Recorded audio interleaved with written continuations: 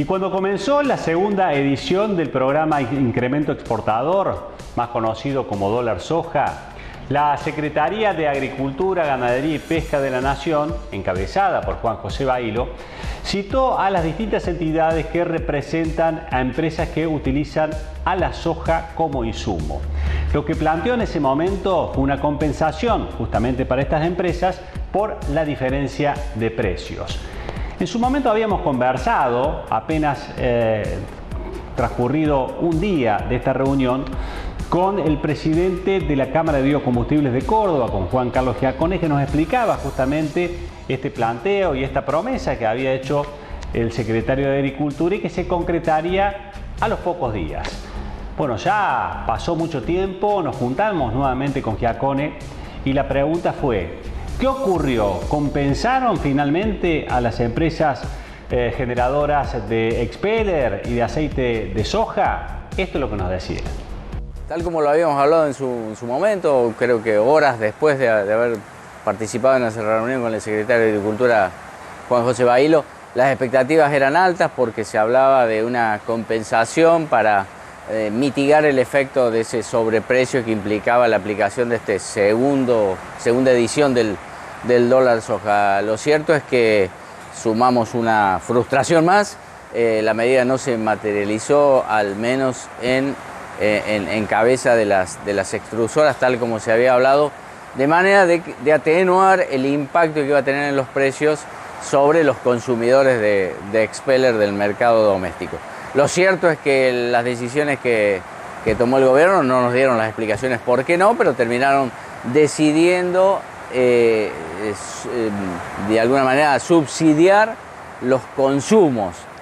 Léase tamberos, polleros, granjas de porcinos, que son los anuncios que ha estado haciendo incluso acá en la región el propio ministro Massa y el secretario Bailo, como lo hicieron también en Santa Fe y en Entre Ríos. Así que esa medida no se materializó al menos con las extrusoras, y decidieron hacerlo con un impacto económico muchísimo más alto, al menos en términos teóricos. Después no se verá cuánto realmente son los subsidios que le llegan al consumo, pero un impacto infinitamente más grande de lo que se había hablado originalmente cuando se hablaba de subsidiar las extrusoras.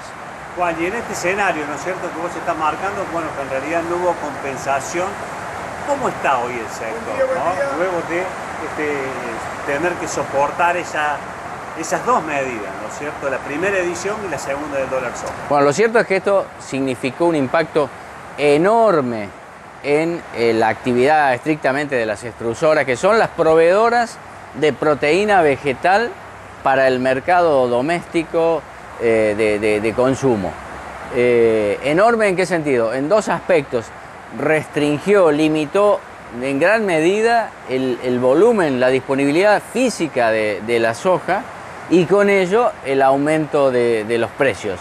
Hoy el consumidor está obligado a pagar, de no haber existido esta medida, el consumidor está pagando alrededor de un 20, un 22% más por la proteína de soja, dada la escasez que se generó producto de la venta anticipada con este dólar soja, y el incremento que ha tenido en los precios. En definitiva, en enero ya no está más la aplicación del dólar soja, pero siguen los precios del mercado de la soja, siguen siendo los mismos que eran en diciembre. Así que hay un doble efecto: poca mercadería, poco volumen y además un sobrecosto significativo.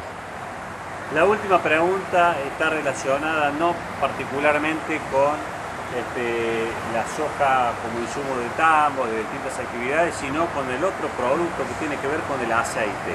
¿Cómo está ese mercado hoy? Bueno, el mercado de aceite, como se maneja con otras variables, está mucho más internacionalizado ese negocio, ese mercado.